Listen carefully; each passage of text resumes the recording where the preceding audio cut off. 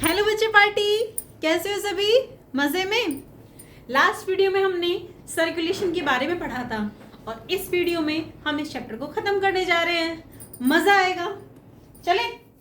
Okay, तो हमने last में पढ़ा था ब्लड वेसल्स के बारे में। हमने पढ़ा था ये 3 टाइप की होती हैं, arteries, veins and capillaries. Difference हमने पढ़ लिया था और यहाँ पे हम पहुंच गए थे ब्लड ग्रुप्स पे।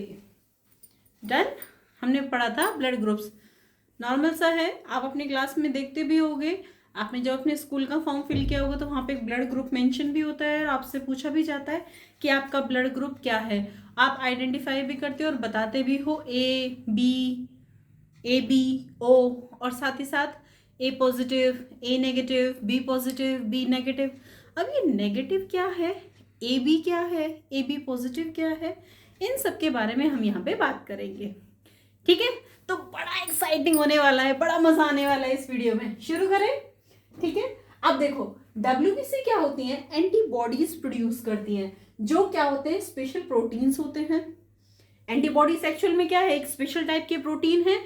वो क्या कर रहे हैं कि कोई भी फॉरेन एजेंट आ रहा है और वो हमारी बॉडी में अटैक कर रहा है, तो वो प्रोटीन उससे क्या करेगा? फाइट करेगा। और ये काम किसका होता है? डब्ल्यूबीसी का होता है। डन। अब ये जो एंटीजन होते हैं, ये प्रोटीन जो है, ये एंटीजन्स क्या है? ये एक प्रोटीन है जो रिस्पॉन्सिबल होते हैं एंटीबॉडीज के प्रोडक्शन के लिए। अब हुआ क्या? कोई भी फॉरेन एजेंट आ रहा है, डब्ल्यूबीसी ने उसको आइडेंटिफाई किया, क्या बनाया? एक प्रोटीन बनाया जिसको हमने क्या बोला? एंटीजन। अब ये एंटीजन क्या करेगा? एंटीबॉडीज को बनाएगा और ये एंटीबॉडीज उससे फाइट करेंगी। बात समझ में आई? ओके, आगे चलते हैं। Specific antigen invoke the generation of specific antibody.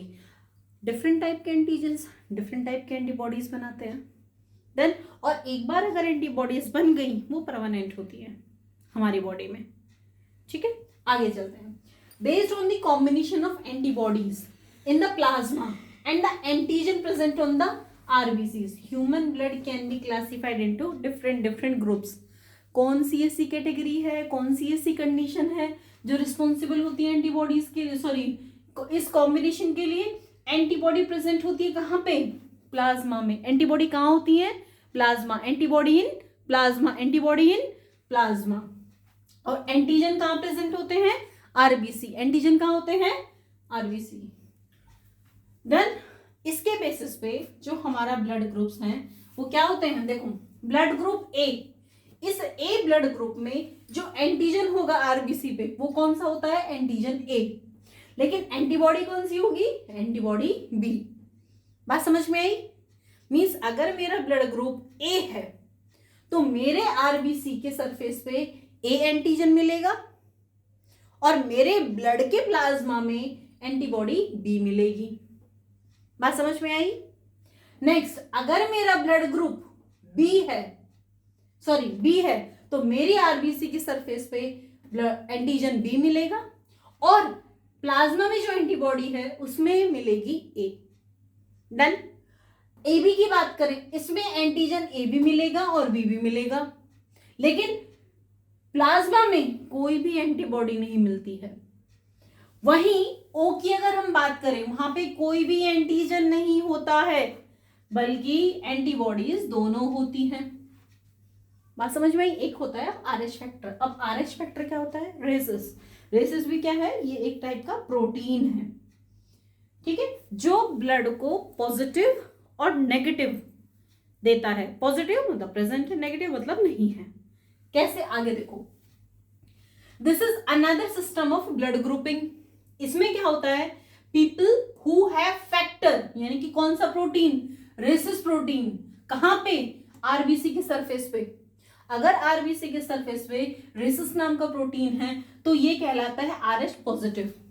और जिनकी आरबीसी के सरफेस पे आरएच नहीं होता है तो उसको हम बोलते हैं नेगेटिव। मतलब ये आरबीसी है, इसके सरफेस पे हमें क्या देखना है? एंटीजन देखना है। इसी के सरफेस पे हमें क्या देखना है? कुछ तो मिल जा। इसी के सरफेस पे हमें क्या देखना है? आरएच फैक्टर देखना है। डन। आरएच फैक्टर प्रेजेंट है तो पॉजिटिव, एब्सेंट है तो नेगेटिव। एंटीजन और RH फैक्टर, दोनों चीजें अलग हैं। ठीक है, आगे देखिए, the person who donate the blood, sorry, हाँ, positive and negative, if an RH negative person receive blood from RH positive, his or her body will develop antibody against RH। देखो बेटा, हमने ये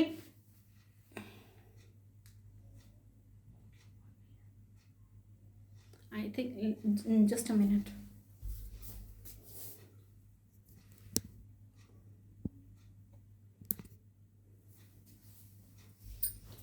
हमने क्या देखा था, अगर कोई भी ऑब्जेक्ट है या कोई भी सब्सटेंस है हमारी बॉडी में एंटर करता है, वो हमारी बॉडी पे अटैक करेगा।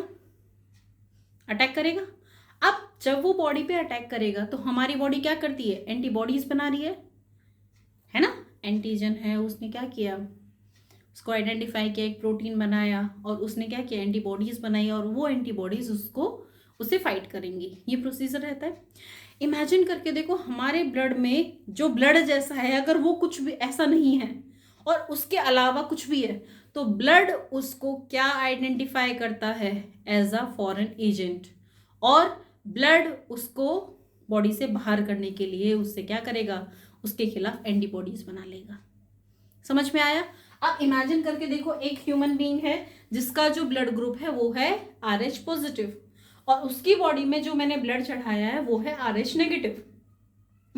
अब वहां पे क्या होगा, उस कंडीशन में उसके लिए तो फॉरेन एजेंट की तरह काम करेगा और वो उसके खिलाफ एंटीबॉडी बना लेगा, और ह्यूमन बीइंग के अंदर बहुत सारी मेडिकल इफेक्ट आने लगेंगे, उसमें बहुत सारी प्रॉब्लम्स जनरेट होने लगेंगी उसके ब्लड में, इवन क्लोटिंग संगाठी जैसी बनने लगेंगी।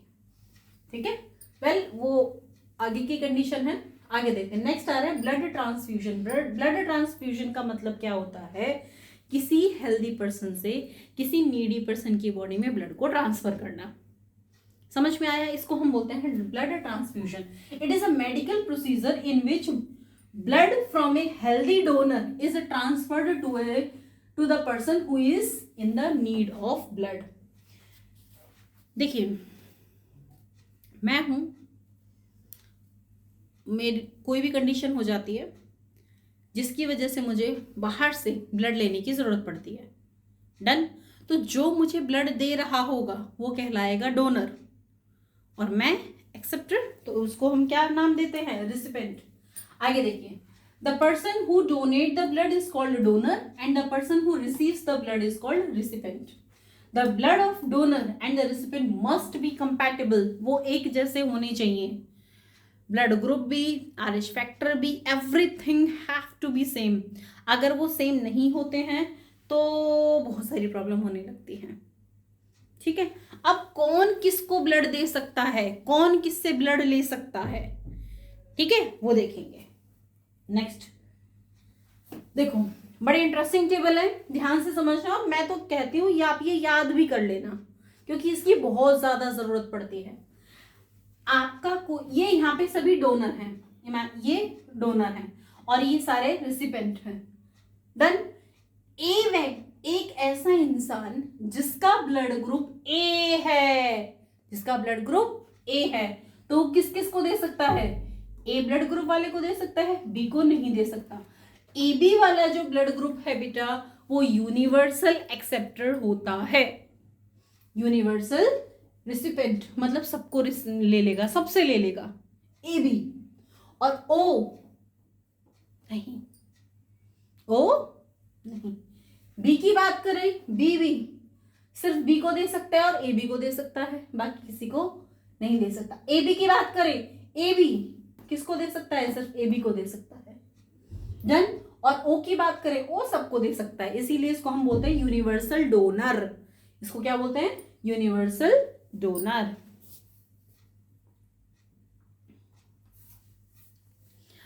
मजेदार और इंटरेस्टिंग ऑर्गन, हाय मेरा दिल।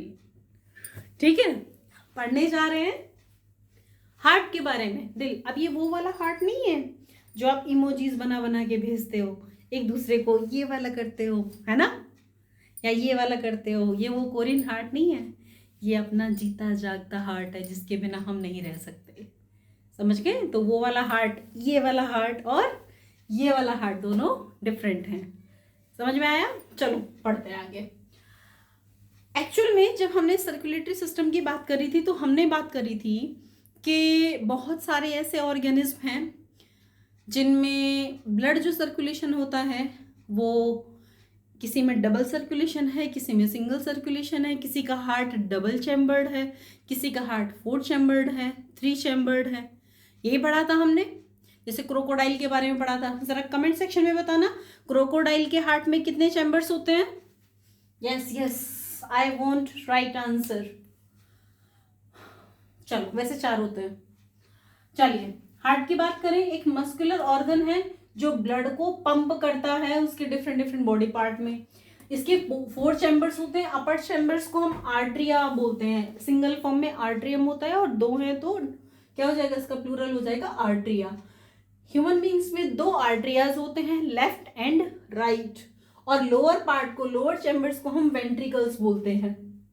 2 वेंट्रिकल्स होंगे, left and right. Aorta, aorta क्या होती है, एक मेन आर्टरी होती है जो ऑक्सीजनेटेड ब्लड को कैरी करती है। ध्यान से सुनना, अरोटा एक ऐसी वेन है जो ऑक्सीजनेटेड ब्लड को कैरी करती है।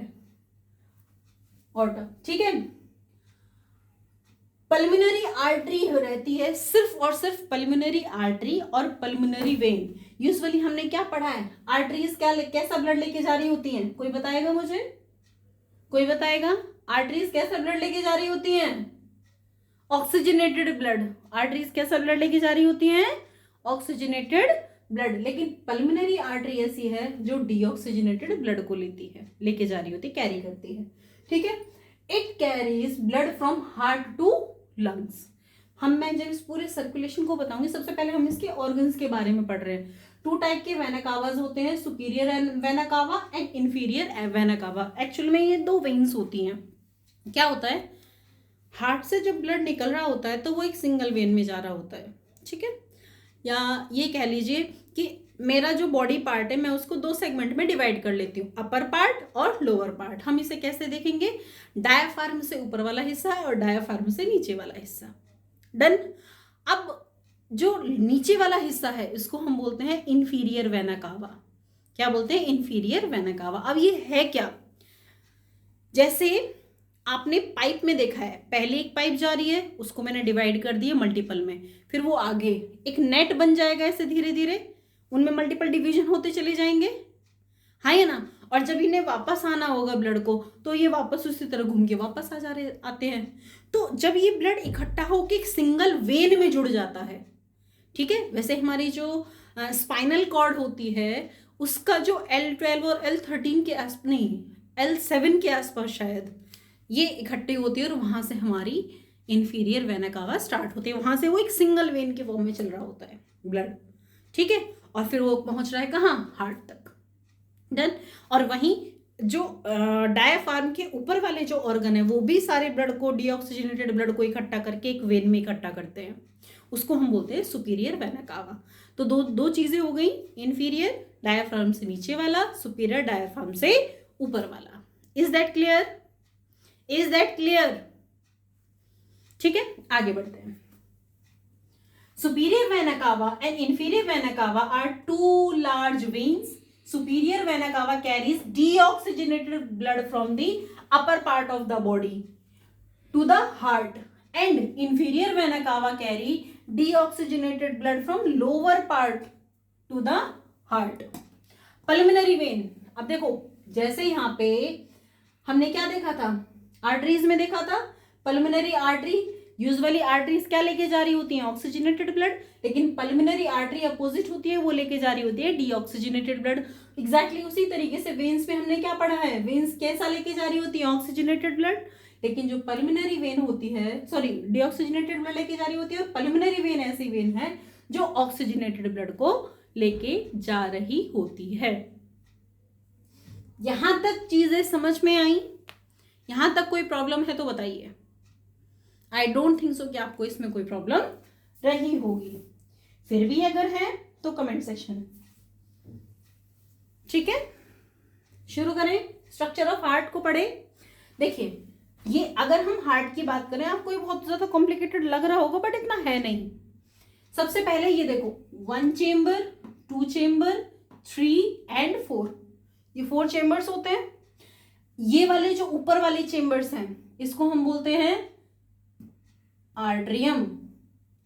अब आप इसको बुक को ऐसे रखो, ऐसे रखा अपनी, मतलब उसकी जैसे, लेट मी एक नोटबुक ले लेती हूँ मैं। नोटबुक आप यूजुअली कैसे, ऐसे खोलते हो, ऐसे खोलते हो, तो आपको लेफ्ट राइट समझ में नहीं आता। आप बुक को रखो ऐसे।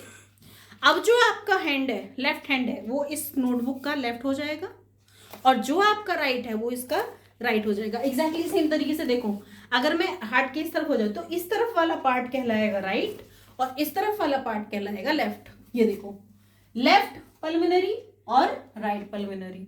समझ में आया? डन।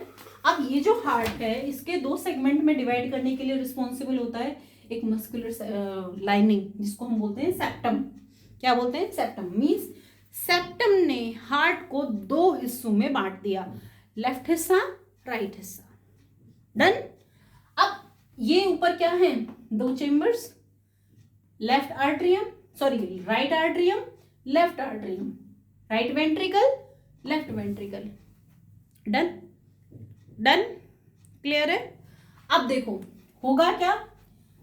सबसे पहले हम ब्लड की शुरुआत करते हैं लंग्स से। आप कहानी समझो पहले, ब्लड कैसे कैसे घूम के आ रहा होता है। लंग्स का हमने फंक्शन क्या पढ़ा था? ऑक्सीजन का एक्सचेंज करना, कार्बन डाइऑक्साइड का एक्सचेंज करना। मीन्स ब्लड के अंदर जो कार्बन डाइऑक्साइड होगी उसको तो ब्लड क्या करेगा? निकाल देगा, निकाल देगा। और वहीं जो ऑक्सीजन रहती है तो उसको एनरिच कर देगा ब्लड में। यस, ये पढ़ा था हमने, ये पढ़ा था ना। अब यहाँ पे होगा क्या? लंग्स में सारी की सारी कार्बन डाइऑक्साइड निकाल दी गई और ऑक्सीजन उसमें मिला दी गई। अब इस ब्लड को आगे भेजा जाएगा। अब ब्लड एंटर करता है कहाँ? लेफ्ट आर्टरियम, यानी कि जो हमारे हार्ट का लेफ्ट वाला पार्ट है उसमें ऑक्सीजनेटेड ब्लड रहेगा। डन। अब वो कहाँ एंटर करता है बेटा? लेफ्ट, कहाँ पे? आर्टरियम। लेफ्ट आर्टरियम से ये जो आपको वॉल्व दिख रहा है जिसको हम मिट्रल वॉल्व कह रहे हैं, ये वाला हाईलाइटेड कर रखा है मैंने, ये होता है आपका मिट्रल वॉल्व। अब ये वॉल्व के थ्रू क्या होता है? वॉल्व क्या होते हैं बेटा? इस तरह का स्ट्रक्चर होता है जो यूनिडायरेक्शनल फ्लो के लिए रिस्पॉन्सिबल होते हैं। अब ध्यान से सुनना, मैं इस वॉल्व का फंक्शन बता रही हूँ। अब ब्लड यहां से यहां एंटर कर गया, कर गया। अब ब्लड को वापस से पंप करके इधर जाना है। अगर इस वॉल्व से निकल जाए वापस ब्लड ऊपर की तरफ तो गड़बड़ है ना। इसीलिए क्या होता है कि ये जो वॉल्व रहता है इस तरह का स्ट्रक्चर रहता है कि इसमें ब्लड ऊपर से नीचे तो आ सकता है, नीचे से ऊपर नहीं जा सकता है। फिर वो जो वॉल्व रहता है वो लॉक हो जाता है। ये भी 2 टाइप का रहता है, बाइकप एंड ट्राइकप। ठीक है, कैप्सूल बोलते हैं उसे। डन। वो हम बाद में देखेंगे। बट आपने क्या पढ़ा? ब्लड आया कहाँ से? लंग्स से। लंग्स से पहुंचा कहाँ? Left atrium. लेफ्ट आर्टरियम से आया वो लेफ्ट वेंट्रिकल। अब लेफ्ट वेंट्रिकल से ये हार्ट इस एरोटिक वॉल्व से होता हुआ निकल गया, निकल गया, है ना। अब ब्लड के अंदर काफी अच्छा प्रेशर है, काफी अच्छा प्रेशर है। अब वो ब्लड भागेगा कहाँ? हमारे बॉडी के सारे ऑर्गन्स में। सारे ऑर्गन्स में ब्लड अपना काम करता हुआ चल रहा है। क्या काम कर रहा है? न्यूट्रिएंट को पास करो, वेस्ट को कलेक्ट करो। पूरे ब्लड में पूरी बॉडी के हर सेल्स तक पहुंचा और ये काम करते हुए चला आया।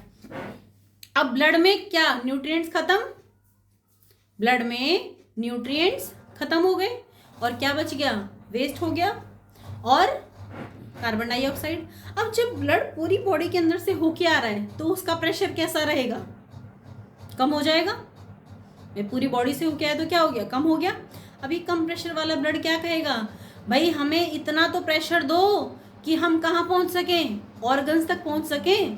और वो ऑर्गन्स कौन से हैं? किडनीज हैं, किडनीज हैं और क्या है? लंग्स हैं। वहां तक पहुंचाना है। और इवन हमारा क्या है? डाइजेस्टिव सिस्टम के पास भी तो क्या आता है? ब्लड। वो क्या आता है ना, वहाँ से न्यूट्रिएंट कलेक्ट करता है। तो अब बेचारा ब्लड वापस हार्ट के पास आता है, डियर हार्ट मेरा प्रेशर ख़त्म हो गया, प्लीज़ कुछ करो। तो हार्ट कहता है ठीक है चलो आओ मेरे लेफ्ट पार्ट में एंटर करो। तो इंफीरियर वेना कावा और सुपीरियर वेना कावा से जो ब्लड एंटर करता है हमारे राइट आर्टरियम में, कर गया, राइट आर्टरियम से कहाँ आया, राइट वेंट्रिकल में, और राइट वेंट्रिकल से हार्ट ये निकल गया ब्लड कहाँ, लेफ्ट पल्मोनरी आर्टरी में निकल गया, निकल गया। अब यहाँ से चला कहाँ ब्लड, अपनी सफाई करवाने। अब सफाई करवाने किसके पास जाएगा, कौन कौन है, सबसे पहले भागेगा किडनी के पास, डियर किडनी जितना वेस्ट है सारा निकाल लो, नहीं तो ये मुझे खराब कर देगा। तो सबसे पहले किडनीज क्या करती हैं, ब्लड का फिल्ट्रेशन करती हैं, फिर ब्लड बेचारा धीरे धीरे पहुंचता है कहाँ, डाइजेस्टिव सिस्टम के पास, और फिर पहुंचता है वापस कहाँ, लंग्स के पास। लंग्स तक पहुंच के वापस से प्यूरिफाई हो गया। अब वापस से यही प्रोसेस दोबारा स्टार्ट हो जाती है, यानी कि ब्लड कहाँ से चला, लंग्स से चला हार्ट के पास, हार्ट से चला पूरी बॉडी के पास, पूरी बॉडी से वापस कहाँ आया, हार्ट के पास, और हार्ट से कहाँ पहुंचा, किडनीज के पास, किडनीज से डाइजेस्टिव सिस्टम के पास, small intestine so known as, and then lungs के पास। बात समझ में आई, यानी कि ये ब्लड का एक बार का सर्कुलेशन हुआ पूरा। अब इस सर्कुलेशन में ब्लड कितनी बार हार्ट के पास आया, जल्दी बताओ, 2 बार। एक बार कब, जब वो ऑक्सीजनेटेड था, और एक बार कब, जब वो डीऑक्सीजनेटेड था। बात समझ में आई, बात समझ में आई बेटा, स्टिल कोई डाउट है प्लीज पूछ लो। ठीक है चलो आगे बढ़ते हैं। ओके, तो क्या हार्ट का स्ट्रक्चर टफ है, नहीं है ना, नहीं है। चलो वैसे कप्स के बारे में और मैं आपको बताऊंगी, by cup and try cup. अब देखो ये फ्लो ऑफ ब्लड के बारे में जो मैंने आपको अभी जस्ट एक्सप्लेन किया है, एग्जैक्टली वही है यहाँ पे। ब्लड फ्लो की बात कर रहे हैं, ब्लड फ्लो क्या होता है, कॉन्टिन्यूस होता है हमारी बॉडी में। 2 टाइप्स का होता है circulation, pulmonary and systematic. Pulmonary की बात करें, ब्लड फ्लो हो रहा होता है लंग्स से हार्ट की तरफ और हार्ट से लंग की तरफ। और सिस्टमैटिक फ्लो की बात कर रहे होते हैं, ब्लड का सर्कुलेशन हो रहा होता है from different organs to heart and heart to body organs. यानी लंग्स से रिलेटेड होगा तो उसको हम बोलते हैं पल्मोनरी, और बाकी बॉडी पार्ट से रिलेटेड होगा तो उसको बोलते हैं हम सिस्टमिक। देन अब यही वही सारी कहानी है। कैसे, लंग्स से ब्लड चला कहाँ आया, हार्ट के पास, आर्टरियम में एंटर करता है, आर्टरियम से वेंट्रिकल, वेंट्रिकल से कहाँ निकला, चल दिया ब्लड बॉडी के डिफरेंट डिफरेंट पार्ट पर, डिफरेंट डिफरेंट पार्ट में होते हुए आ रहा है, सारे में घूम गया, घूमने के बाद ही गट से हुआ, लिवर से होता हुआ, पूरी बॉडी पार्ट में होता हुआ आया, फिर यहाँ से इकट्ठा हो गया ब्लड, वापस से कहाँ पहुंचा, हार्ट के पास, हार्ट ने फिर से इसको पंप किया और लंग से होता हुआ ये निकल पड़ा। बात समझ में आ गई, कोई प्रॉब्लम, कोई दिक्कत, कोई परेशानी नहीं है, चलें आगे। ओके, ये देखो शॉर्ट में, बॉडी से राइट आर्टरियम, राइट आर्टरियम से राइट वेंट्रिकल, राइट वेंट्रिकल से पल्मोनरी आर्टरी, पल्मोनरी आर्टरी से लंग्स, लंग्स से पल्मोनरी वेन, पल्मोनरी वेन से लेफ्ट आर्टरियम, लेफ्ट आर्टरियम से लेफ्ट वेंट्रिकल, और लेफ्ट वेंट्रिकल से फिर से वापस बॉडी में। यहाँ तक चीजें आई थिंक क्लियर हो गई होंगी बेटा, ठीक है। पल्सेस क्या होती हैं, देखो आपके यहाँ पे अगर आप महसूस करते हो तो प्लब प्लब प्लब ऐसे फील होती है, ये आपकी पल्स है। और ये कब होती है, जितनी बार हार्ट आपके ब्लड को पंप करता है उतनी बार ये पल्स होती है। आप इसको काउंट कर सकते हो, और काउंट करके ये पता कर सकते हो कि 1 मिनट में नॉर्मल ह्यूमन बीइंग की जो पल्स रहती है वो कितनी होती है। उसे पल्स काउंट बोलते हैं, पल्स रेट बोलते हैं, ठीक है। अब बुक क्या कह रही है, सर्टेन बॉडी लोकेशंस होती हैं जहाँ पे हार्ट बीट को आप फील कर सकते हो। पल्स क्या होती है, हार्ट रेट होती है, कितने नंबर ऑफ टाइम आपकी पल्स है, ठीक है, और 1 मिनट में कितनी बार वो बीट कर रही है। पल्स रेट की बात करें, पर्सन टू पर्सन वेरी कर रही होती है, और पल्स की बात करें वो रेस्ट में होती है। जब हम रेस्ट कर रहे होते हैं तो ये क्या हो जाती है, कम रहती है, और जब हम एक्सरसाइज कर रहे होते हैं ये पल्स रेट रहती है ज़्यादा। और पल्स रेट एग्जैक्टली सेम होती है हमारी हार्ट रेट के। हार्ट रेट मतलब कितनी बार हमारे हार्ट ने ब्लड को पंप किया। क्लियर है? आगे चलते हैं।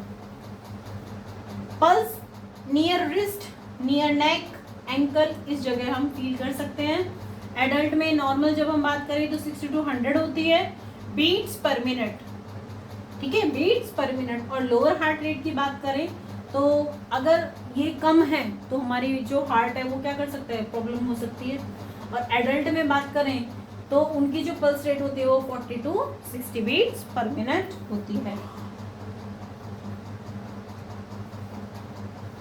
ठीक है, ये एज के अकॉर्डिंग पल्स रेट में क्या डिफरेंस आ रहा है ये आपको दिखा रहे हैं। कुछ डिसऑर्डर रहते हैं जो सर्कुलेटरी सिस्टम से रिलेटेड होते हैं। फॉर एग्जाम्पल, किसी भी कंडीशन की वजह से अगर हार्ट तक ब्लड प्रॉपर नहीं पहुंचा, हार्ट तक ब्लड प्रॉपर पहुंचने का मतलब ये सर्कुलेशन में भी बात कर रहे हैं, और हार्ट की सेल को खुद लिविंग रहने के लिए जो ब्लड पहुंचता है उसकी भी बात कर रहे हैं। तो दोनों ही कंडीशन में क्या हो रहा है, हाइपरटेंशन, जब ब्लड का प्रेशर बहुत ज़्यादा हो जाता है, ठीक है।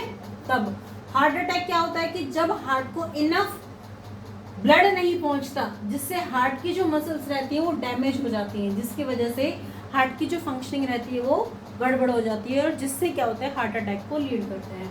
हार्ट का फेलियर क्या होता है, जब ऐसी कंडीशन, जब हार्ट जो है इनफ ब्लड को पंप नहीं कर पाता जितनी बॉडी की रिक्वायरमेंट होती है, ठीक है, उसको, उस कंडीशन को हम बोलते हैं हार्ट फेलियर। ठीक है, तो ये डिजीज रहती है सर्कुलेटरी सिस्टम से रिलेटेड। और इस तरह हमारा चैप्टर खत्म हो गया, मजा आ गया। और नेक्स्ट चैप्टर बड़ा इंटरेस्टिंग और बड़ा एक्साइटिंग रहने वाला है। आपको उस चैप्टर में हमेशा मजा आता है, ठीक है। वो क्या है, एक्साइटमेंट बना के रखो, देखेंगे नेक्स्ट वीडियो में। Till then bye bye, have a nice day.